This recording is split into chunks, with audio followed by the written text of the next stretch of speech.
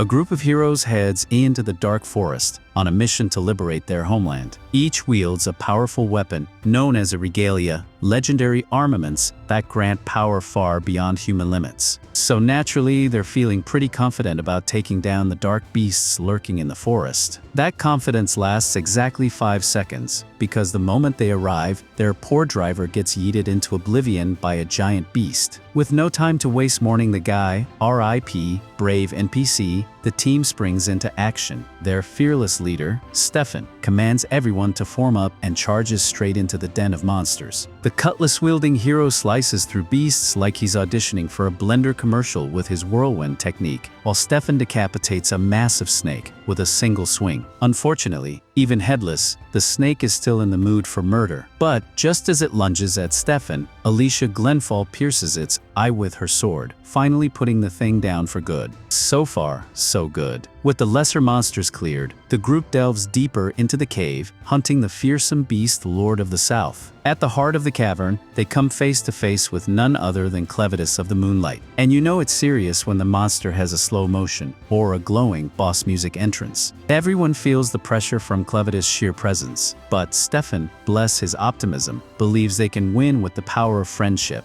Yeah, no, friendship isn't going to cut it here. Clevitus promptly redecorates the cave wall using Stefan's blood. The team's tank, thinking he can do better, leaps in for an attack and gets instantly beheaded midair. The rest finally start to grasp the harsh truth. They're way out of their league. But it's too late to retreat. Clevitus begins picking them off one by one with his tail. The heroes are baffled. How is he attacking them so fast? Alicia, ever the sharp one, notices that the tail attacks are coming from their shadows. She yells at everyone to jump, literally, to break away from their shadowy doom. Her quick thinking allows her to survive a deadly strike, but the others aren't so lucky. One of the last surviving heroes slams his spear into the ground to summon an earth golem. But guess what? The land itself is under Clevitus' control. Instead of a golem, he gets a personal welcome of tail spikes erupting from the earth, slicing him to bits. The lance user makes a final desperate charge, but while he's fighting for his life, Clevitus casually wonders how such pitiful creatures even made it this far into his lair. He then finishes off the rest of the team, leaving only Alicia airborne and dodging like her life depends on it, because, well, it does. She manages to fly in close enough to land a solid blow on Clevitus' face, but even her most powerful strike barely leaves a scratch. Meanwhile, Clevitus is having a philosophical moment, wondering why the humans are bothering him at all. He hasn't messed with them in over 1,000 years, but if they're going to keep starting problems, he might just need to solve this permanently. First order of business, dealing with Alicia. He slashes her limbs off and sends her falling to her doom like a ragdoll tossed off a cliff. A short time later, Clevitus crash lands in the human kingdom, now with vengeance on his mind. He was perfectly content to leave humans alone, but apparently, King Heiden decided to poke the bear, or in this case, the moonlight-scaled murder lizard. The kingdom's archers scramble to respond and rain arrows on Clevitus, which have about as much effect as tossing paperclips at a tank. Still, they keep shooting, as if hoping peer pressure will make physics work. Clevitus, initially planning to ignore the humans, changes his mind. If they want to start a fight, so be it. He carves a bloody path through the soldiers on his way to the castle. The guards, now panicking, ready the catapults. Spoiler alert, still useless. Because you can't stop Clevitus with rocks. Clevitus rips through the castle walls like they're made of wet paper. Inside, one of the guards rushes to warn King Heiden, but the king has ears and, you know, walls collapsing tend to be loud. He already knows what's happening. The heroes he sent clearly failed. The weapons of Heiden weren't strong enough, and now Clevitus is most likely coming straight for him. Still, King Heiden doesn't bother running. He knows it's pointless. Even if he flees, Clevitus would just track him down like a vengeful bloodhound. But before he dies, the king wants to seal off the sacred forge of Heiden, so the flames that power their legendary weapons never go out. Meanwhile, outside the castle, Clevitus wonders why the humans here are such pushovers compared to the ones who attacked his den. At first, he thought maybe they were specially trained elites. But when the castle guards launch their fancy metal ballistas at him, and they barely tickle, he realizes the real strength of the first group was in their weapons. He remembers how Alicia's sword actually managed to scratch his horn, something that shouldn't even be possible. He admits, even if humans are just bugs, a bug with a stinger can still be annoying. So now he's determined to get to the bottom of this. Deep within the castle, King Heiden arrives at the forge of Heiden, only to feel the ground shake violently. Clevitus must be close. Panicked but resolute, the king seals the forge. Moments later, the roof is ripped clean off the building, and there he is, Clevitus, in all his scaly, moonlit glory. He spots the king and immediately calls him out. Trying to keep his dignity intact, Heiden declares that a mere beast has no right to speak to a king like that. But Clevitus shuts that down fast, telling the king to mind his tone, or he'll make all of humanity disappear. Not just Heiden, but every neighboring kingdom too. He could have killed the king already, but he's offering him one chance to explain why he sent those heroes to attack. And how does the king respond? By basically spitting in Clevitus' face. A beast like you could never understand human ambition, he sneers. Welp,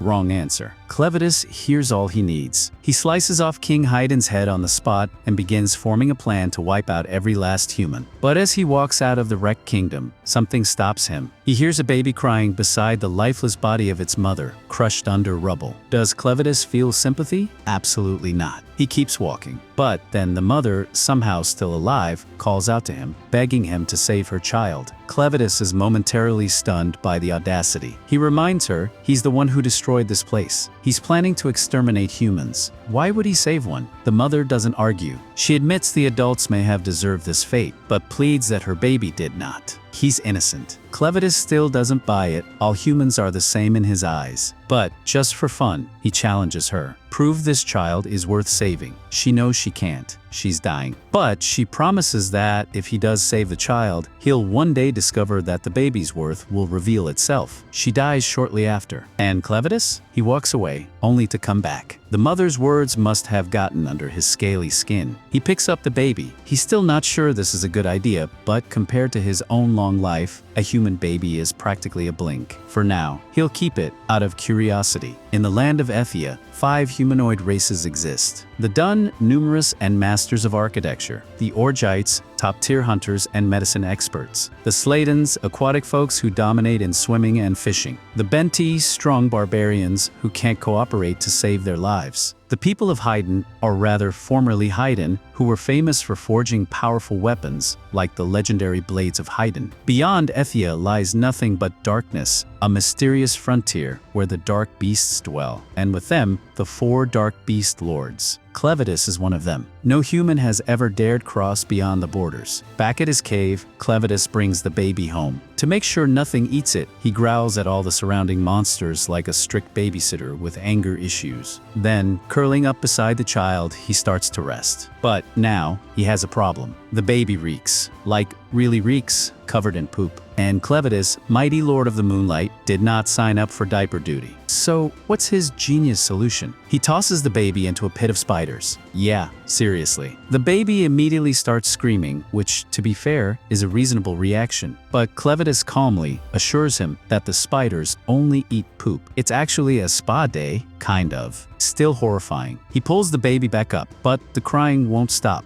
And Clevitus is already running low on patience. But a dark beast lord doesn't go back on his decisions. He's in this now, for real. But he knows the baby won't survive on his own. He needs a human caretaker. So, Clevitus strolls back to the pile of corpses he made earlier to see if anyone's still salvageable. And guess what? Alicia wakes up. She finds herself lying on the ground, staring at the sky. For a moment, she wonders if she's dead, until she sees Clevitus and realizes she's in his cave. Her instincts kick in and she reaches for her weapon, but Clevitus casually informs her that all the weapons and her dead friends were tossed into the ravine, because that's just how he rolls. However, Clevitus thought Alicia might be useful, so he decided to bring her back to life. Technically, she's now a glorified zombie, walking around only because of the dark energy he infused her with. But hey, details. Anyway, enough exposition. Clevitus immediately orders Alicia to do something useful. Give him some milk. She freezes for a moment, trying to process what she just heard. But unfortunately, he's not joking. And no, it's not a request either, he needs that milk. So, he uses his powers to force her to comply. After several awkward minutes of very unproductive suckling, Clevitus finally accepts the painful truth. This isn't working. Alicia, incredibly annoyed and also very confused, points out the obvious. She's never had a baby, so of course she can't produce milk. She also questions why someone like Clevitus, a literal dark beast lord, would even want to keep a human baby alive. Clevitus doesn't feel like explaining himself, nor does he owe her one. But since Alicia is a failed milk machine, he demands that she at least be useful in other ways. The baby won't die thanks to Clevitus' energy, but it will stay perpetually hungry unless it's properly fed. So he asks Alicia if there's any other way to get milk. Bound by his power, Alicia can't lie or refuse. So she tells him the most obvious option: hire a nursing mother. But that would mean going to a human town, and with his current form, Clevitus would spark a panic or a riot or both. So, time for a makeover. With nothing else to work with, he shapeshifts into the form of the baby's deceased mother and introduces himself as Kren. As for the baby, her name will be Luna. Kren orders Alicia to lead the way to the nearest village. But before that, she needs to wash Luna's blanket. While scrubbing it clean, she notices something troubling. It bears the Heiden royal crest. Meanwhile, back in what's left of Heiden, word has spread about the kingdom's sudden destruction. A scout is sent to inspect the aftermath. Upon arrival, he's stunned. This level of destruction was caused by a single dark beast? This is why he was against attacking a beast lord in the first place. To make things worse, the assault happened on the very same day the crown princess was supposed to flee the kingdom with her son. Back by the river, Alicia confronts Kren and asks if he knew that Luna was from the royal family. Kren is clueless, so she points out the blanket's crest. Only royalty is allowed to use it. Thinking back, Kren realizes he found the baby buried under rubble near the castle. It would make sense that the child is royalty, but this doesn't change his plans. Alicia then asks what he means by rubble of the castle, and Kren, in classic deadpan fashion, bluntly replies, "I destroyed Heiden and killed the king last night." Alicia is stunned. Heiden really is gone? Kren shrugs it off. After all, they attacked him first. But Alicia points out that it is a big deal. If Luna really is the last royal, then people from all over the continent are going to be hunting him down. Kren doesn't get it. Why would that matter? So Alicia explains, only members of the Heiden royal family know the sacred forging techniques needed to craft their legendary weapons. Immediately after saying that, she realizes she said too much. Kren, who hadn't really thought long-term yet, suddenly gets an idea. If Luna is that important, maybe he should just make the kid the new king of humanity. That way, Kren could rule everything from the shadows and crush humanity the moment they step out of line. But first, milk. He tells Alicia to stop standing around and get moving. Alicia still doesn't understand why Kren is so attached to Luna, but one thing is clear. If anything happens to this baby, Kren will probably obliterate every last human on the continent. So, whether she likes it or not, Alicia must protect this child at any cost.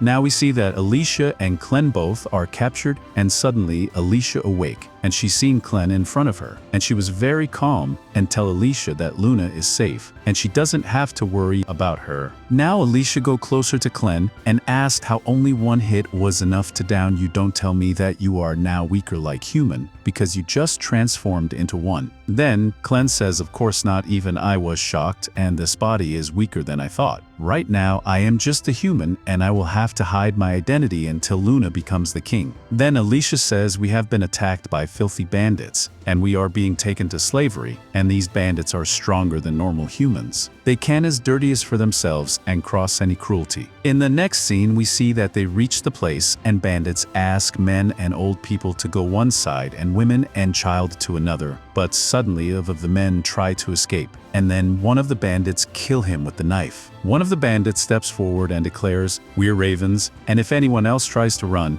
they'll die just like him." Fear spreads among the captives like wildfire. Then, one of the thugs roughly grabs Alicia and drags her away. The scene cuts to a peaceful village, where a woman named Carmi spots Clean carrying a baby girl. Surprised, she invites him into her home and offers him a place to stay. She then calls for her maid, Neil, saying she's good with little ones around here. That evening, we shift to the boss's room, Roku's chamber. A guard enters, dragging Alicia in, and foolishly calls him by name. Instantly, Roku's expression darkens. He slams his fist on the table and growls. Don't you ever call me that. You address me as boss. Got it? President Roku, now Zazak. The old boss vanished and I took his place. Keep calling me by name and you won't just lose your job, you'll meet Beastie. Q. A terrifying creature known as Beastie, a monstrous dark beast from the west, steps forward. Alicia stares in disbelief. Why would someone like Roku keep such a terrifying creature as a pet? Then Roku pulls out a small pouch filled with glowing red stones and steps closer. You brought these from Luna Mountain, didn't you? He asks with suspicion. That's the den of Clevitus, one of the 4 great dark beast lords. His tone sharpens. They say the king of Heiden sent 13 heroes there, armed with sacred treasures. None of them returned. One of them was a woman. You expect me to believe it's just a coincidence you brought back stones as pure, something impossible to find in human lands. He leans in, eyes narrowed. Tell me, were you one of those 13 soldiers? Then he drops another bombshell. Did you hear? Clevitus attacked Hydrat and wiped out their entire castle. He draws a glowing red sword, causing Alicia to gasp.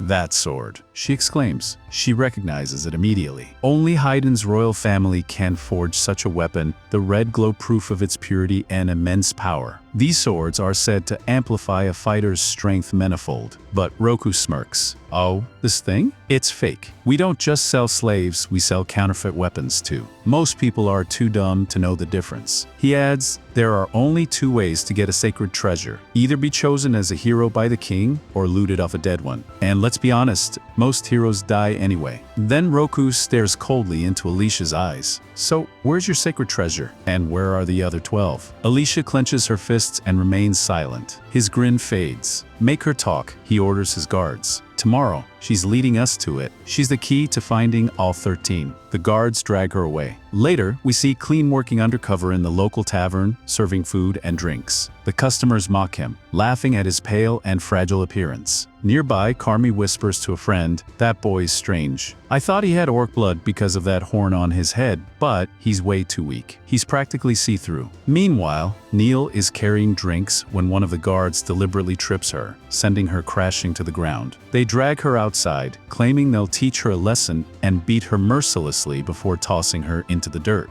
Suddenly, Clean appears, eyes cold and deadly. In a flash, he kills both guards and disposes of their bodies without anyone noticing. Neil, trembling with fear and confusion, stares at him. But Clean gently says, "Take care of the baby. I'd like to talk to you." Later, they sit under the moonlight. Neil timidly opens up. "I've been here with the ravens since I was born. I never knew my father. My mother was here too, but I only ever saw her from behind. I don't even remember her face." Her voice cracks. She was a slave too. Neil spoke quietly. They used to beat my mother constantly, and then one day, she just disappeared. I don't know if she escaped or died. After that, they started beating me instead. She lifted her hair, revealing scars on her ears and a mouth missing teeth. I lost most of my teeth. I can only hear from one ear now, she added, her voice steady but numb from years of pain. It wasn't until later that I realized my mother had been protecting me all along. Her words hit hard. They've always treated us like animals, she continued. Things only got a little better after Carmi arrived. She taught me how to deal with the men around here. Life isn't as awful as it used to be. At least now I have a job taking care of the children. Clean looked at her carefully and asked, "If you know how to care for children, where's your own?" Neil's expression darkened. "I gave birth to a stillborn," she whispered, her voice finally cracking. "When I realized my baby was gone, it was like my whole world went dark. I felt like I was sinking, falling deeper and deeper, wishing I could just die too." She wiped away a tear, forcing a small broken smile. "But then, when I started caring for the children here, I thought maybe I was meant to protect little ones like them. Sometimes I even imagine they're mine." Clean remained silent, his gaze softening. Then he asked gently, "Would you come with me? I need someone I can trust to take care of Luna, and she seems to like you too." A reflective thought lingers. If you were Clean, could you stay calm in a moment like this? And if you were Neil, would you have survived such a life? Sometimes the weakest people carry the strongest hearts. Neil stared at him, surprised. She hadn't expected that kind of offer. But Clean looked serious, calm, and firm. "Take your time. Think carefully," he said, locking eyes with her. "But I want your answer. Will you come with me? Be Luna's nursemaid and leave this place? Or stay here, serving slave owners who everyone says are nothing more than scum?" Neil lowered her eyes. Her lips quivered as she sighed. "Honestly, I'm really grateful for your offer," she said softly. "But in the end, you're a slave too. You won't be able to pay me much." She gave him a sad smile. "So, I'll stay. I need to care for the children who come next. I'm sorry." She gently handed the baby back to him and walked away without looking back. At this point, you can't help but ask yourself, what would you do in her shoes? Stay in familiar suffering or risk everything for a shot at freedom? Meanwhile, we see Alicia, the heroine, being forced to cross a narrow bridge surrounded by thugs and bandits. She halts, lost in thought. One of the bandits taps her with his sword and sneers, "Keep moving, or are you thinking about jumping?" He chuckles darkly, "Don't bother. The walls here slope inward. You'll smash into the rocks long before you reach the lake below." Suddenly, the group's attention shifts to a nearby man, clearly out of his mind, who loudly challenges the lake itself. He claims he'll dive beneath the water and reach a hidden magic mine just 2 meters below the surface. It's an absurdly dangerous stunt. Everyone starts mocking him. "What an idiot," they shout. "He's really gonna try it." Off to the side, his wife watches nervously, calling out, "Do your best, darling," hopeful but pale. Without hesitation, the man dives in. Alicia gasps. He's insane. The whole entrance is submerged and crawling with monsters. He's not coming back. Sure enough, within moments, a monstrous beast rises from the depths and devours the man instantly. Then it lunges upward, dragging another poor soul with it. Yes, folks, the narrator might say ominously, these are the dreaded dark beasts, Arventus, still lurking in these waters. They've haunted this area ever since the Great Floods 300 years ago. That mine, abandoned. Even Clevitus, the greatest hero of his time, failed to defeat these monsters. At least back then, there was ground to stand on. Clevitus's legendary weapon, the stream cutter, earned its name after slicing through a waterfall in front of King Heiden himself. One of the bandits, stunned, turns to Alicia. "I didn't know swords had names. Does yours have one too?" She glares at him and snaps. "There's no reason I need to tell you anything." But the bandit sneers. "You fool. You promised them freedom, didn't you? Yet here you are, tying ropes around your slave and dragging him like a dog. Doesn't that mean you never meant to set him free?" His voice is full of venom. "I know what scum like you think. You're just like those Zionists, making promises you'll never keep." Alicia glares at him but stays silent. Another bandit snickers. "Stay out of other people's messes, girl. You've got your own to worry about," he taunts. "You're shackled at the wrists, iron balls chained to your ankles, standing on a bridge to nowhere. And on the other side, even more people waiting to hurt you." The whole crowd erupts in laughter, eager to watch the heroine break. Oh yeah, one grins. "Can't wait to hear Miss Heroine squeal like a pig." Suddenly, a deranged-looking thug leaps in front of Alicia, shaking the bridge violently. The others scream, "Hey, idiot, you'll break the bridge!" But the maniac only laughs. "I don't care," he shouts. "All I see is a woman I want to strip and defile in front of everyone." His words ignite a storm of fury in Alicia. Her eyes blaze. She violently struggles against her restraints, and then, with a sudden burst of strength, she breaks partially free. With one fierce blow, she smashes the pervert so hard, the ropes holding the bridge snap. Both Alicia and the thug plummet into the abyss below, bodies vanishing into the darkness. And just like that, silence. 2 corpses falling into the unknown. The bandits look down and, upon seeing Alicia's body, they start panicking. She was supposed to lead them to the 13 regalia that were lost. Meanwhile, at the bottom of the cave, Alicia regains consciousness thanks to the curse of immortality that Clevitus placed on her. Sure, she can't die, but the curse doesn't grant regeneration either. Right now, she's paralyzed from the neck down, every bone shattered and her blood rapidly draining. She has no clue how to escape. Worse, if the bandits realize she's alive, things could get ugly. As she struggles to move, the blood pooling from her wounds begins floating. Then Clevitus materializes from it in a tiny form. Alicia is shocked to see him so small, but he explains he's manifesting using the blood magic in her body. That same blood magic is what's keeping her alive. If she bleeds out entirely, permanent death. However, Clevitus promises that as long as she's useful, he'll replace her blood and heal her. But he hasn't started yet, which Alicia notices, so she impatiently asks why. He says he'll heal her, sure, but first, he wants her opinion on something. Apparently, he recently offered New, the wet nurse candidate for Luna, a chance to escape this wretched place and live a better life. But surprisingly, New rejected him flat out. Clevitus wonders if Alicia knows why. She figures it's because New sees Clevitus as a powerless slave, incapable of keeping promises. Bandit groups like this don't just let people leave, and escapees are always hunted down.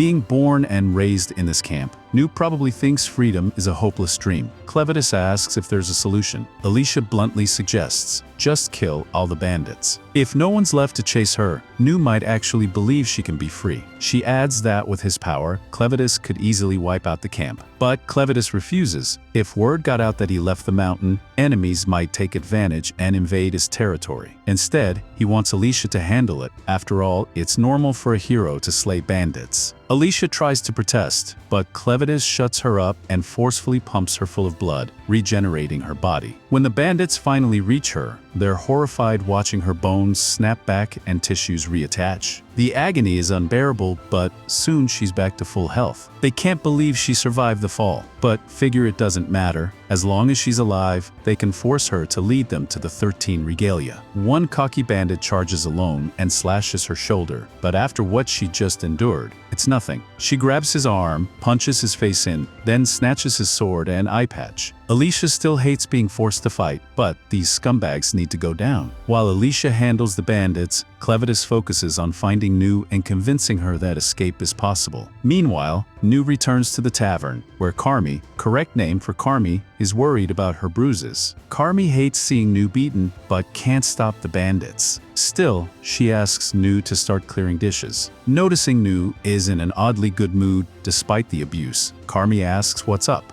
Nu admits it's not good news exactly, but it made her happy. She asks Carmi what the outside world is like. Carmi is surprised. Nu never asked that before. She explains she was born here and never saw the world, while Carmi was brought here after her home was destroyed, so her memories of the outside aren't happy ones. When Carmi asks why the sudden curiosity, Nu reveals someone asked her if she wanted to leave. Alarmed, Carmi slaps Nu. You can't say things like that aloud with bandits nearby. They see slaves as disposable. The women here only survive by watching each other's backs. Just then, Blocko, correct spelling, walks in, having heard everything. Carmi grows nervous, asking why he's here since he rarely visits. Blocko says he heard a baby was brought in and wanted to check. He asks Nu where the baby is, and she says Luna is in the stables. As he turns to leave, he tells Nu to come with him. From his tone, Carmi can tell this isn't good, but she has no power to stop it. Meanwhile, Nu remains clueless about the terrible fate that might await her. Once Brokov takes Nu away, Carmi slams her hands on the table in frustration. Nu was the only one capable of taking care of the babies here, and now she's gone. But Brokov couldn't care less. Carmi tries to convince herself that there was nothing she could have done, and that Nu brought this on herself by talking about escape in front of Brokov. Yet, the guilt of what's about to happen to Nu weighs heavily on her. At that moment, Clevitus appears, carrying Luna. Carmi is startled. She didn't even hear him come in, but quickly realizes he's probably here because he wants to feed Luna. Regretfully, she informs him that Nu is gone and likely won't return. Carmi dislikes it, but that's just how things work here. However, Clevitus doesn't accept that. His piercing gaze tells Carmi he's dead serious about ensuring Nu's safety, and he demands an explanation. Meanwhile, Brokov leads Nu down an old stairwell. Nu is amazed. Despite living her entire life in the camp, she's never seen this place before. Brokov explains that it was once part of a massive magic ore mine. Magic ores have countless uses. For example, the lamp Brokov carries works because of crushed magic ores mixed with insect oil. Before becoming a bandit, Brokov spent a lot of time researching the applications of magic ores, particularly how to mix them with various liquids to produce unique effects. He casually tells Nu to ignore the skulls on the floor. They're nothing to worry about. Then, Brokov turns off the lamp, plunging them into darkness. Nu panics, pleading for the light to be turned back on. When Brokov complies, she's horrified to see his pet monster Betty standing right behind her. As part of his experiments, Brokov developed mixtures that allow him to control demons like Betty, which helped him become the leader of the bandits. As the leader, Brokov says he can't let someone live after expressing a desire to escape, so Nu will be executed by Betty. Panicking, Nu tries to flee, but Brokov commands Betty to eat her. As she runs, Nu thinks back to Clevitus' offer and deeply regrets not accepting it. Suddenly, she sees Clevitus holding Luna at the tunnel's other end. Her last thought is sorrow for not being able to care for Luna anymore. Normally, this is where the hero would save her, but not this time. Nu is devoured by Betty, swallowed whole. Luna starts crying at the horrific sight, but Clevitus remarks coldly that this is just how the world works. Magic beasts need to eat, and it's his own fault for arriving too late. He's disappointed to lose such a useful woman, but resigns himself to the loss. Turning to Brakov, Clevitus finds it strange that a proud troll from the western forest, like Betty, would obey someone like Brakov. Brakov scoffs, thinking Clevitus is crazy for insulting him here, and orders Betty to eat Clevitus next. But to his shock, Betty refuses to move. She looks terrified, paralyzed with fear. She even vomits up Nu, though she's covered in stomach acid and missing an arm and leg. Yet, she's still alive. Clevitus neutralizes the acid with his powers and gently sets Luna down next to Nu, comforting her in her final moments. Then, using his shadow, Clevitus discreetly carries both Luna and Nu away. By the time Brakov looks back, they're gone. He assumes Clevitus used magic to escape, though Clevitus himself is clueless about magic. Brakov accuses him of feigning ignorance, believing magic is the only explanation for his feats. He explains that magic combines magic stones, herbs, and special ingredients to produce effects. For instance, he shows a drug in his coat, crafted from magic stones, herbs, and parasitic fly larvae. It makes anyone but him dumb as a rock. Using it on Betty, she became fully obedient. Brakov pours the drug into his fire, creating vapors. As soon as Betty inhales them, she loses all reason and charges at Clevitus in a blind rage. Clevitus is tossed around helplessly. In his human form, his power is limited. While flying through the air, all he can think about is how mad he is that Alicia never mentioned magic to him. Meanwhile, Alicia continues cutting down bandits. She's already killed 8, but many remain, and her stolen sword is broken. She knows she'll need a better weapon to win. She runs toward the flooded cave. About 50 bandits are left. Though immortal, she can still tire, so if exhaustion hits before the bandits are dead, she's done for. Reaching the water, she sees the lake monsters already waiting. Jumping in would be suicide, so she climbs the scaffolding instead, tricking the bandits into following her up. Once enough of them climb, she cuts the support rope, collapsing the structure and sending most of them into the water. The monsters enter a frenzy, devouring the bandits. During the chaos, Alicia hides inside a barrel and sinks to the lake bottom. Since she doesn't need to breathe, she waits patiently, hoping to reach the legendary sword hidden below.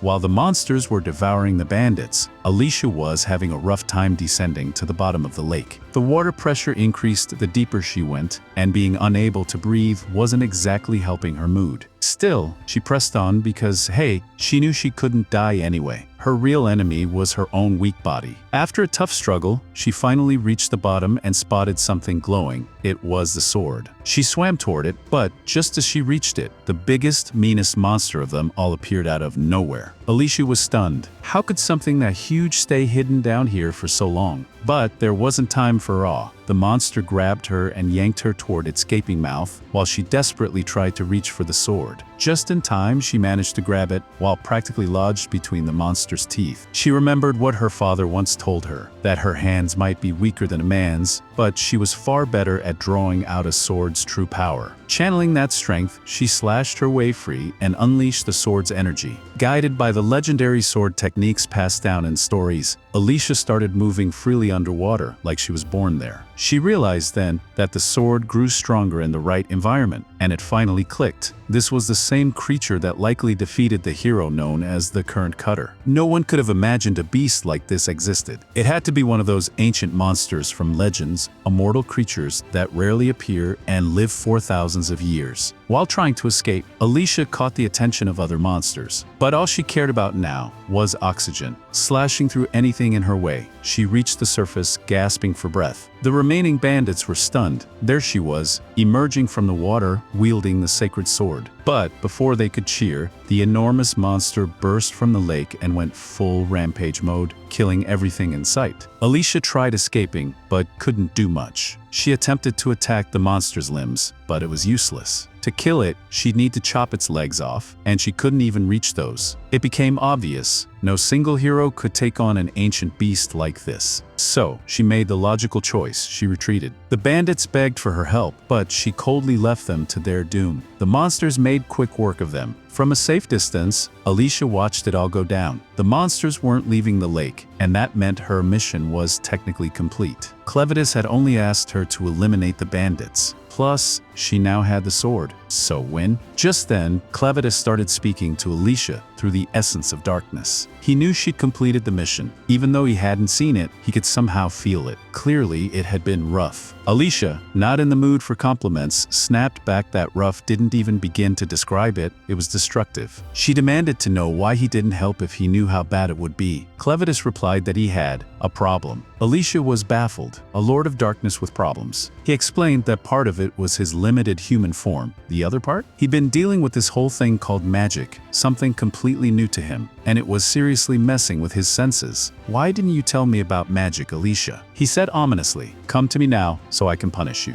Meanwhile, Brakov, yes, he survived somehow, was limping away, wondering how all of this happened and who the heck that terrifying kid was. Haunted by the memory of facing Clevitus, he eventually collapsed from the stress, unable to even comprehend the power he'd witnessed. Still, he kept crawling until he saw Luna and knew up ahead. By now, Alicia had reached Clevitus. He greeted her with his usual sass. You're late. She snapped back that she came as fast as she could, like she even had a choice. But then she noticed the smoke, and she was stunned. So, Clevitus asked Alicia about the sword. She told him flat out that she wasn't handing it over. After all, she basically paid with her life to get it. Surprisingly, Clevitus didn't care about the sword. Instead, he asked about the strange magic in the area. It wasn't affecting animals, just him, and it was incredibly effective against dark monsters. He couldn't even smell properly, and both his ears were ringing like crazy. He mentioned he could avoid all of this by transforming into his true form, but doing so would likely destroy the cave and possibly kill Luna, who had only just gone missing. That risk wasn't worth it. Hearing this, Alicia was shocked, realizing that anything happening to Luna could trigger a massive disaster. Clevitus then told her she needed to do something about the magic. Alicia explained that she didn't know how to use magic because, well, hardly anyone did. Magic was rare, and only a few chosen ones could wield it. To even begin using magic, one needed a monohydrite metal, something ordinary people had a 0% chance of obtaining. Upon hearing that, Clevitus casually called her useless. Naturally, that didn't sit well with Alicia. She pointed out that some of the heroes she'd killed could use magic, but Clevitus ignored her and simply kept walking. Alicia insisted they needed to find Luna, even though the chances were high she was already dead. She asked what would happen if Luna really was dead. Clevitus answered coldly, if Luna dies, my interest in humanity dies with her. That's when Alicia realized Clevitus had already considered destroying the entire world. The only thing stopping him was Luna. So now Alicia had one mission: find Luna alive. She was everyone's last hope.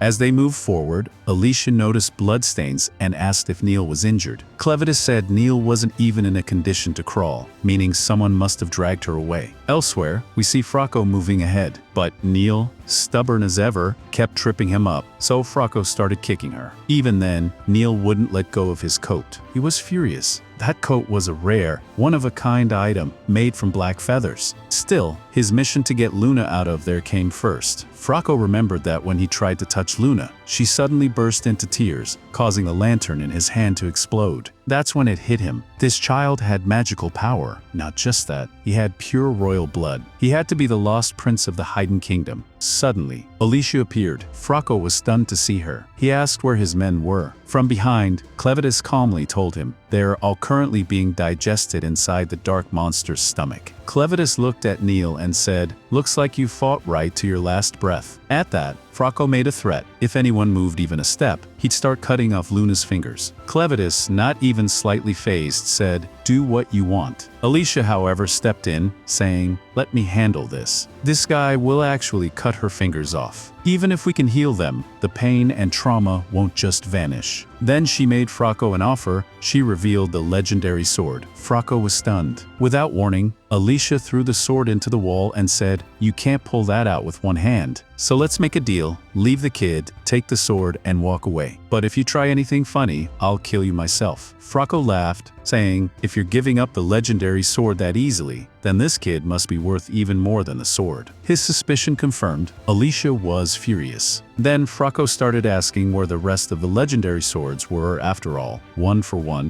wasn't a fair deal. On Clevitus's orders, Alicia revealed the location. The rest of the weapons were at the bottom of Grand Valley. Immediately after learning that, Frocco pulled out an invisibility potion and used it on himself. Alicia was caught off guard. Frocco then struck Luna on the head, making her cry harder to fuel his magic, and both vanished. Still talking, despite being invisible, Frocco gloated about getting revenge. But suddenly, Alicia dropped down and sliced him in half. "How did you know where I was?" he gasped. "You idiot," she said. "Stop talking so much. We could hear you moving." At the same time, Luna's cries rang out again. She reappeared next to Clevitus, who wiped off the magic powder from her to dispel the invisibility. Then Alicia brought up Neil, who was barely alive. She asked Clevitus if he was going to save her. After all, even in that awful condition, Neil had done so much for Luna. Without her, Luna would never have been saved. Getting emotional, Alicia pleaded. Clevitus agreed, but told her he would need to use the dark fluid from Alicia's body to heal Neil, and that meant Alicia would have to die. Again, Alicia accepted without hesitation. It wasn't her first time. While Clevitus drained her blood from the inside, Alicia died once more. But now, Neil's body was fully healed, and even her appearance had changed. Clevitus told her that Alicia had made the sacrifice to save her, and that she herself had been saved from the monster. "Don't worry," he said.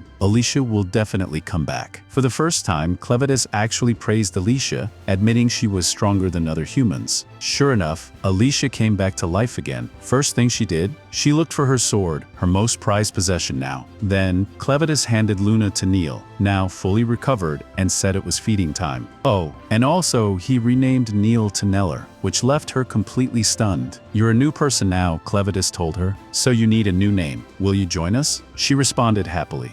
The next morning, Clevitus confiscates Alicia's sword, leaving her devastated. But he assures her that having it out would draw too much attention, so he's just storing it in his shadow until it's actually needed. Meanwhile, Neller has finished packing a bunch of the bandits' gear for the next leg of their journey, and she even found some nice clothes for Luna to wear. Alicia asks if she's seriously carrying all that luggage on her own because it looks ridiculously heavy, but Neller says it actually feels pretty light. That's when Alicia remembers. Neller lost a huge portion of her body when she nearly died yesterday. So clearly, Clevitus must have replaced her missing parts with something that somehow made her stronger. What exactly he did, though, is still a mystery to her. Neller approaches Alicia and kindly offers to carry her sword for her. But Alicia admits she doesn't actually have her sword anymore. So Neller tells her that she remembers hearing something about Frocco keeping a bunch of cool swords in his desk. Alicia lights up with excitement and immediately begs Clevitus to at least let her have one regular sword. Knowing that Alicia is basically useless in battle without a blade, Clevitus gives her the green light. She dashes off to raid Frocco's desk. With Frocco and the rest of the bandits dead, and all the slaves having already escaped, the place is basically a ghost town now. Clevitus asks Neller if she's going to miss this place. But she says no, she's had nothing but awful memories here. If anything, she only wishes she could have said goodbye to Carm before leaving. Hearing her say that, Clevitus realizes he might have made a mistake earlier. But before he can say anything about it, he's suddenly ambushed from above. At the same time, Alicia kicks down the door to Frocco's office and begins rummaging through the desk. She finds some money, a set of leather armor, and a decent sword. Satisfied, she turns to head back, only to have Clevitus come crashing through the wall, slamming into the desk. "I still haven't gotten used to how easily this human body gets ragdolled," he groans. Before he can explain, a new threat enters, Gart, stepping through the massive hole in the wall. One look, and Alicia can tell, this guy is strong. She draws her sword, ready to fight. In the blink of an eye, Gart launches a kick so powerful that the air pressure alone cuts Alicia across the face. He's impressed she dodged at all, but he doubts she can hold out for long. He starts hitting her with a barrage of kicks until she finally loses her footing.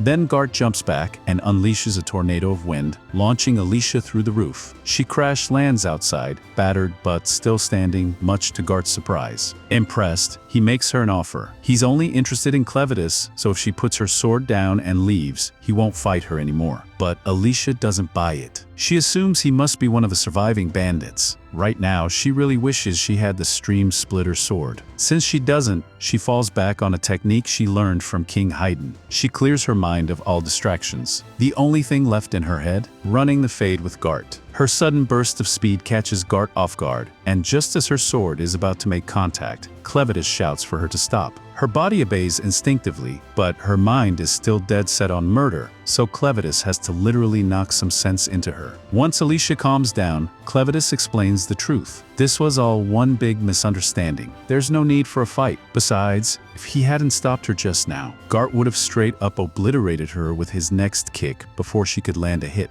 Gart is a pretty reasonable guy, so he asks Clevitus to explain exactly what he meant by this as a misunderstanding. Because no matter how you spin it, Neller over there smells suspiciously like a Western troll, and Gart had been told that a troll was being controlled in this camp before he even arrived. He's already explored the caverns beneath the camp and found the troll's corpse, except several parts were missing, like someone had intentionally harvested them. Gart's current theory, that Clevitus is the camp leader who killed the troll for fun. But, of course, that's not even close to the truth. Clevitus calmly tells Neller to take Luna and wait by the front gate, saying he needs to speak with Gart alone. Once they're gone, he quietly informs Alicia that Gart is actually a dark beast in disguise. This stuns her. She had no idea other dark beasts could transform into humans like Clevitus can. But Clevitus clarifies, Gart is under a powerful illusion. As far as he knows, there's only one being who can pull off illusion magic that convincing, none other than the Dark Beast Lord of the West, Zathir. And just for the record, Clevitus doesn't get along with Zathir at all and would prefer to avoid crossing paths. Gart, surprised by how much Clevitus has deduced in such a short time, asks him directly who he really is. Not ready to reveal his true identity, Clevitus lies and claims he's just a servant of the Dark Beast Lord Clevitus. Yes, a little ironic. Gart buys it and cancels the illusion magic, revealing his true form, a bird monster serving under Zathir. Now that he's out in the open, Gart wants proof that Clevitus is also a dark beast. In response, Clevitus summons one of his shadow tails, which is enough to convince him, so Gart proposes a truce. Meanwhile, Alicia is mentally spiraling. First, she finds out there are other beasts who can shapeshift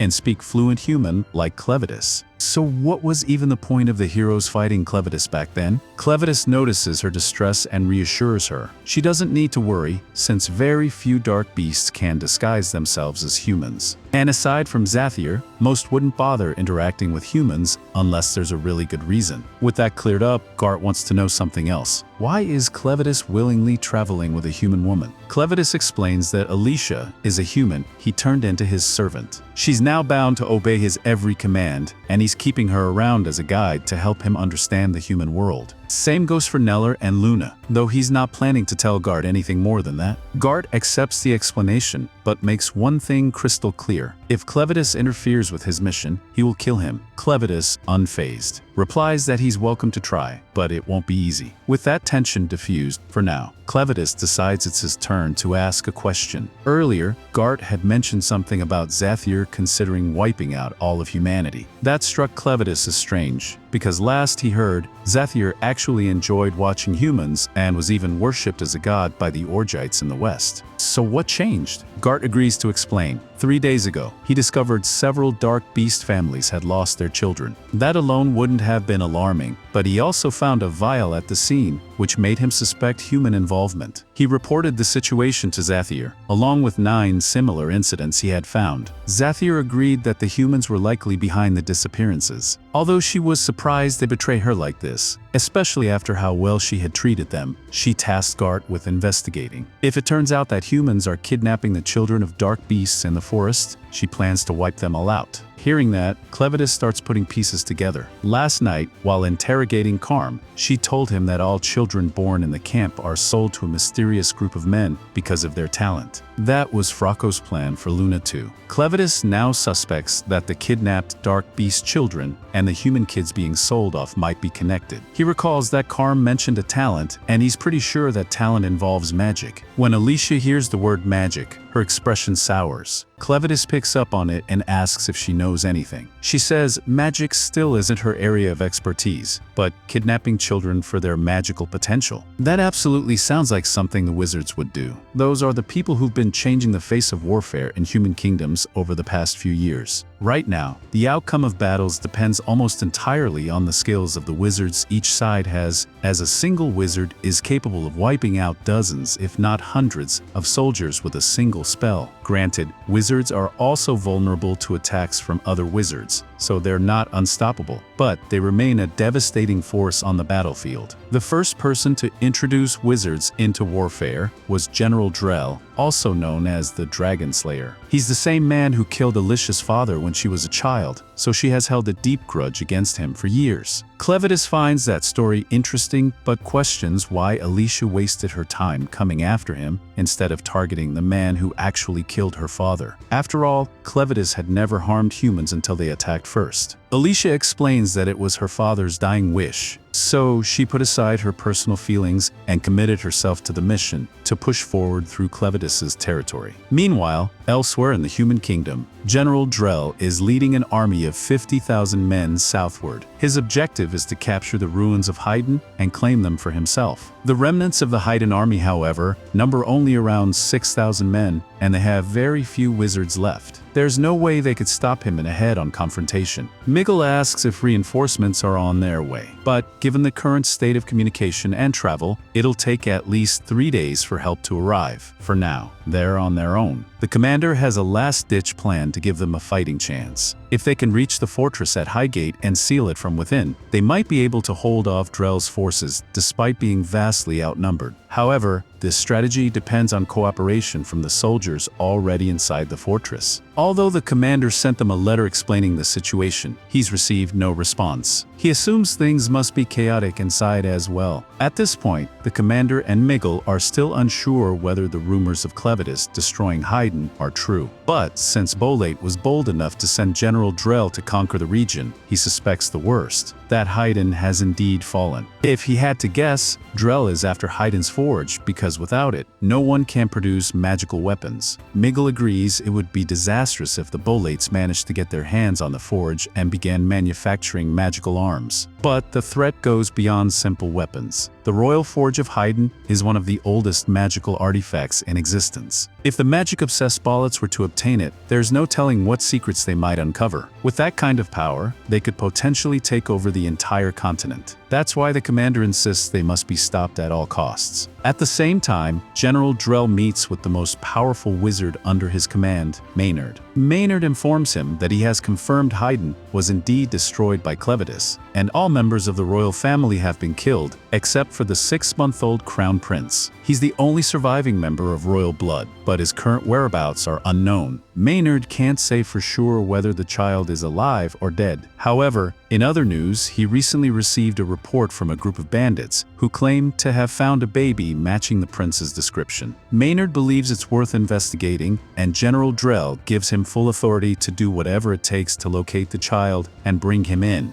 Clem and the others have just arrived in a nearby town. While they wait for Alicia to gather information, Nell makes Clem a cup of coffee. He's never heard of coffee before, so he asks Nell what it is, but she's not entirely sure either. It's just some expensive drink that Verko used to have her make for him from time to time. So, she grabs some beans on their way out, figuring Clem might like it. Clem decides to give the mystery bean soup a try. After letting it cool, he takes a sip and hey, turns out it actually tastes amazing. Nell is happy he enjoys it, but there's something she's been meaning to ask. What happened to that strange man who attacked Clem back at the camp? He kind of just vanished, and it's a little weird. After learning about wizards and magic from Alicia, Gart had told Clem that he'd be leaving to report back to his master, so they won't be seeing him for a while. Still, Clem assures Nell that even if they do run into him again, he's no longer suspicious of them and won't attack. Just then, Alicia comes running up the hill with bad news. According to the village, the situation in Heiden is a complete disaster. The neighboring country of Bolate has broken past the border and invaded. Heiden is trying to fight back, but with the king dead and the capital in ruins, they don't stand a chance.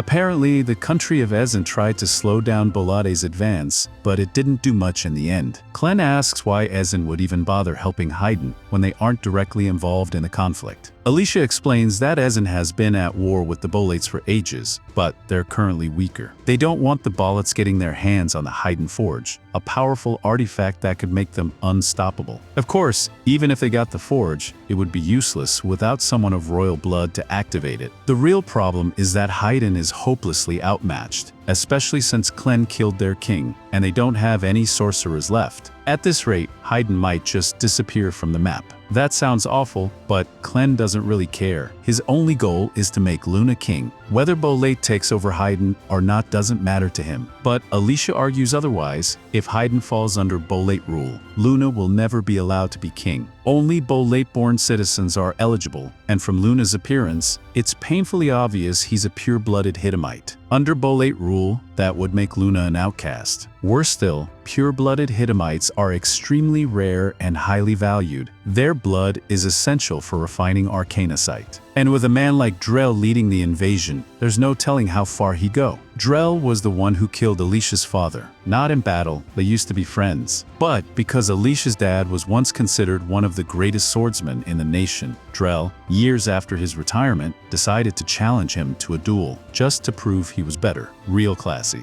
And as if that wasn't enough, after mortally wounding him, Drell looked Alicia in the eye and then blew up their house, just because, enraged. Alicia nearly grabbed her father's sword to strike back, but her dying father stopped her. Drell wouldn't hesitate to kill her, he warned. In his final moments, he begged her not to give in to revenge because it would only drag her down a dark path of endless war. Instead, he wanted her to become a hero, someone who saves people, and promised he'd always watch over her. Having experienced Drell's cruelty firsthand, Alicia tells Clen that the only way to ensure Luna's future is to stop the Bolates and drive them out of Heiden. Clen knows she's right, but he's still slightly annoyed that he now has to protect a place he once planned to destroy. Alicia is happy he's willing to help. She says she'll get ready to leave right away, but Clen tells her to stay. If he's going to intervene directly, he can't let people know he's doing it just because Alicia asked him to. He needs a better excuse. And luckily, he's got one. Drell has been kidnapping dark beast children to turn them into wizards for his army. That, Clen decides, is reason enough to get involved. This also gives Clen an excuse to see just how strong these wizards really are, and honestly, he's a little excited. He assumes Alicia must be itching to take revenge on Drell for what he did to her father. But her father's last wish was clear. He wanted her to become a hero, not someone consumed by vengeance. Alicia remembers that promise, but after everything that's happened, she finds it hard to call herself a hero anymore. She feels like nothing more than a walking corpse, someone forced to carry out orders. Still, Clen challenges her thinking. What does it really mean to be a hero? Even if Alicia doesn't believe she is one, Clen is sure that Nell sees her that way. After all, Nell's life is so much better now, and that's largely because of Alicia's efforts. Realizing he's right, Alicia agrees to stay behind. Clen then transforms and rushes into the forest, heading straight for the Bolate army. Meanwhile, the Bolate army has just broken through the second fortress on their march toward Heiden, and Rod is growing increasingly worried. If they're not stopped soon, they'll reach hit it. Acting quickly, he races alongside Mikkel along the cliff face, pointing at a shallow river up ahead, possibly their last good chance to slow down the Bolate advance. Back in the city, Alicia takes Nell and Luna with her into town. While walking through the streets, they suddenly hear the sound of someone getting badly beaten. At first, Alicia is concerned, until she realizes it's just one of the bandits who managed to survive her earlier attacks. She quickly loses interest. The townspeople know all about the bandits and the chaos they've caused. So when they recognize this one, they don't hesitate. Nell is a little frightened. That particular bandit used to torment her constantly, but Alicia reassures her. There's no way he'd recognize her now, after how much she's changed. Unfortunately, he does recognize Alicia. And the moment he spots her, he tries to redirect the townspeople's anger by shouting that she's the hero who released the giant sea beast from the mine shaft. Some townsfolk turn in confusion, but by then, Alicia has already slipped away. Even if they had seen her, it wouldn't have saved him. In the end, all the bandits found in the city are hanged. Still, the townspeople are growing deeply concerned. First, there was Clevitus' attack. Then came the Bolate army, followed by an ancient octopus monster. Jokingly, they wonder what's next, radioactive wasps, glacial worms. But one thing's for certain, no matter what comes, they're determined to protect their town. Elsewhere, Alicia and Nell search for a place to stay, but it's difficult with the city on high alert. Before entering the inn, Alicia asks Nell not to refer to her as a hero. She wants to keep her identity hidden for now. As soon as she opens the door, two large men block her path and accuse her of being one of the bandits. Alicia is unsure how to handle the situation, but luckily their mother arrives and tells them to stop bothering the guests. Phil tries to explain that Alicia looks suspicious. She has an eye patch and a sword, but considering recent events, walking around armed is pretty normal. What really catches attention, though, is the presence of a Heidenic baby. Carrie, the innkeeper, asks for an explanation. Alicia responds that she and Nell are bodyguards assigned to protect a very important individual, the baby, at all costs. The explanation is convincing enough. Though Carrie suspects there's more to the story, she's not interested in prying into the affairs of paying customers. She asks what they need, and Alicia requests a room for two, preferably with a bed comfortable enough for a baby. Carrie quotes a price of 2 silver coins per night, so Alicia pays for a 2-night stay. Carrie directs them to the first room on the left and tells her sons to help carry the luggage. Pete offers to help Nell, though she insists she can manage. He persists, so she hands over the bags, and he instantly regrets it, realizing just how heavy they are. Eventually, Pete and Phil carry everything up to the room. Alicia seems satisfied, and Carrie says she can come downstairs if she needs anything. Once she leaves, Nell suggests they put Luna to bed so he can rest. However, neither of them realizes that one of Maynard's insects has spotted Luna. Now that Maynard knows exactly where the Heidemite prince is, he is sending his entire insect army after him. A little while later, Alicia is gazing out the window, wondering whether Clem has reached the battlefield yet. But her thoughts are interrupted when Nell calls her over to take a look at something, Luna's very first baby tooth. A few minutes later, Carrie knocks on the door to let Alicia and Nell know that their food is ready. But when she sees Luna still asleep, she tells Alicia she can just come down and bring the food back to the room.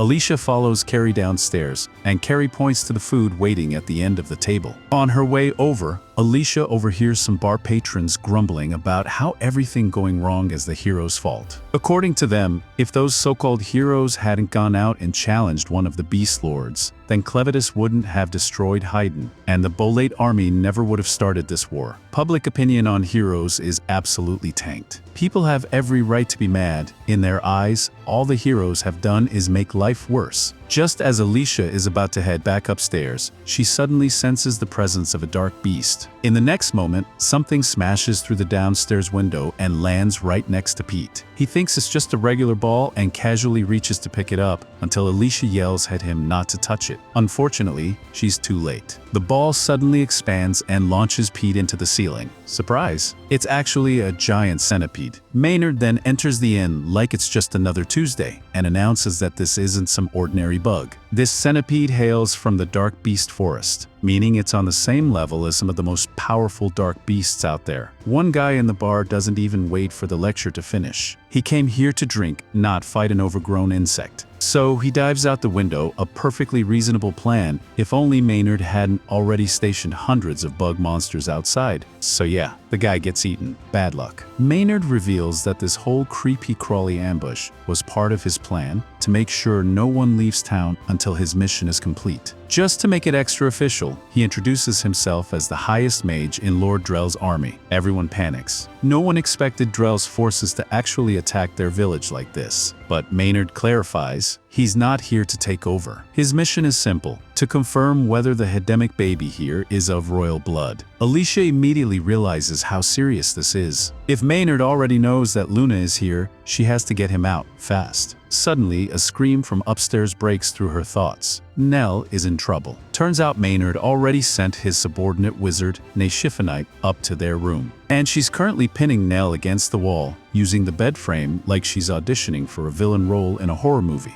Nell can't figure out how Ney got in through the window, this is the second floor after all. Ney casually explains that she just flew up using her axe. Her power lets her attract and repel anything made of iron. She simply hurled her axe into the air, clung to the handle, and let physics and magic do the rest. Apparently, she discovered this ability thanks to a massive dark beast turtle with an iron shell. Any metal weapon that touches it gets stuck there forever. But enough story time, Ney has work to do. She pulls a pill from her bag and approaches Luna. When Nell demands to know what she's doing, Ney says she's giving Loomis medicine to test his magic potential. If the baby can use magic, his eyes will change color and he'll be fine. If not, well, he might cough up blood and die. A nice, even 50-50. Horrified, Nell yells for her to stop. Hearing the commotion, Alicia rushes upstairs, but Maynard uses his centipede to smash her into a wall before she can get there. He doesn't know exactly who she is, but he's not about to let her ruin his plan. In fact, he's ready to kill her. Meanwhile, Nell struggles against the bed frames holding her down. Ney smugly informs her that the force from those frames could stop a charging bull. With 2 frames, Nell would need the strength of 2 bulls, and her tiny arms obviously can't manage that. Except they do. To Ney's shock, Nell shoves the frames aside and knocks her out cold in one swift push. Maynard hears the crash, but finds his centipede suddenly immobilized. Alicia, still alive, has tied its antennae into a knot, leaving it dazed. She kicks it to the floor and dashes to the room. When Alicia bursts in, ready for a fight, she finds Ney unconscious, Nell holding Luna and a gaping hole in the wall. Nell admits she made the hole accidentally when she pushed the bed frame, which hit Ney and flew right through the wall. Alicia has no time to process this. They need to escape.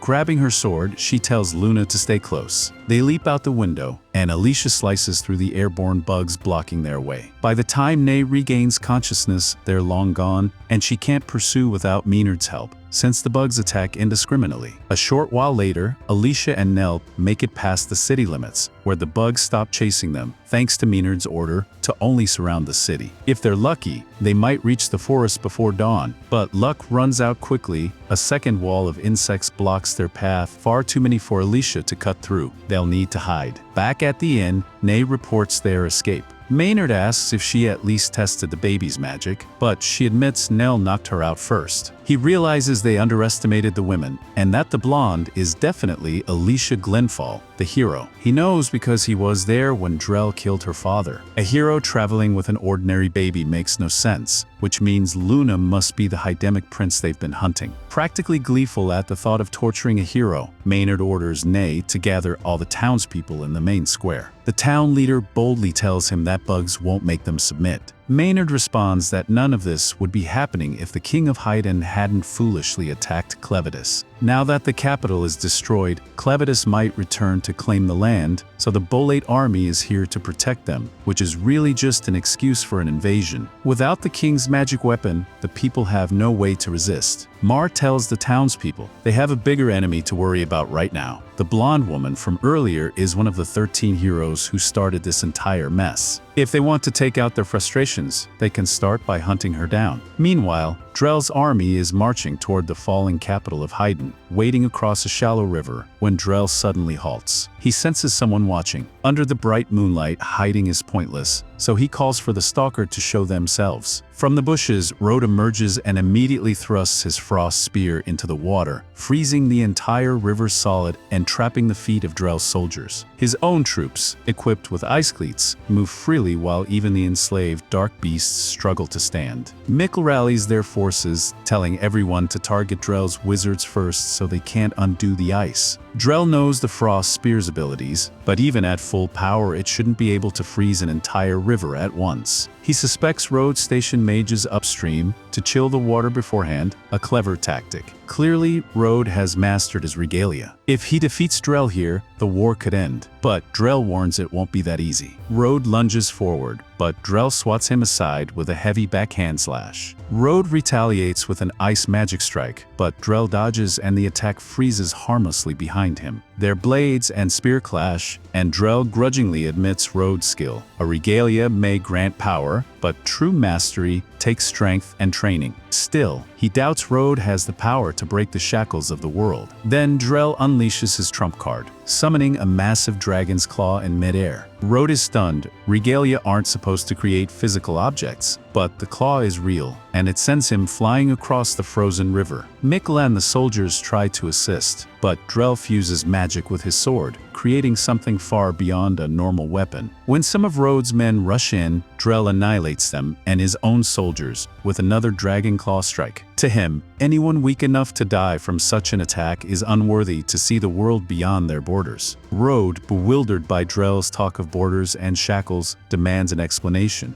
Drell says his goal is to destroy the legend of the heroes, a tradition that has, for thousands of years, driven people to challenge unbeatable foes with hopeless methods. No one has ever questioned it until now. He spares Rhodes' life, calling him a worthy opponent, but warns there's no way he can win. Exhausted, Rhodes can only watch as Drell continues his conquest. Suddenly, Clevitus, the southern lord of the dark beasts, descends onto the battlefield. The sight of him sends a shiver through soldiers and beasts alike. Clevitus singles out Drell, saying he has a question. Someone has been kidnapping both human and dark beast children, and he's heard it's connected to Drell's magic. Is Drell responsible? Drell asks if a beast lord really traveled all this way just to ask a question. But Clevitus replies that it's part of his duty. If someone defiles his lands or his people, the law demands he kill them himself in retribution. When Drell scoffs and questions his right to decide the law of the land, Clevitus grows irritated and drives his claws straight through Drell's stomach. He tells him this could have been avoided if he just answered the question. But even with a hole in his chest, Drell shows no fear. He says he knew Clevitus would come for him, and that he has no intention of fighting a battle he knows he can't win head-on. Drell had planned ahead. A third eye suddenly opened on his forehead as he prepared his ultimate spell, Dark Echra Prison. This caught Clevitus completely off guard. He had no idea humans could wield Dark Ichor. In the next instant, Drell's body exploded, splattering Clevitus in blood. When the smoke cleared, the only things left were Drell's sword and a massive black sphere, the prison, enclosing Clevitus. But Drell wasn't dead. Before detonating his body, he had transferred his consciousness into his sword, abandoning his human form and becoming a being composed entirely of the sword's magic. The Dark Echra Prison was the result of that sacrifice, and Drell was certain even someone as powerful as Clevitus wouldn't break free easily. Inside the sphere, Clevitus appeared unconscious and unmoving. Drell intended to leave him there until he perished from starvation or old age. Rhodes could only stare in shock. The 13 heroes had failed to defeat Clevitus, yet Drell had done it so quickly. If Drell possessed that kind of power, Heiden would stand no chance. More determined than ever to complete his mission, Drell ordered his surviving troops to move out. Meanwhile, deep in the forest, Alicia and Nell were still fleeing from Maynard when Alicia suddenly sensed something was wrong. She couldn't tell what it was, and there was no way to contact Clevitus from here, so she told Nell they needed to keep moving. Unbeknownst to them, a mob of angry townspeople was slowly closing in, following Maynard's orders.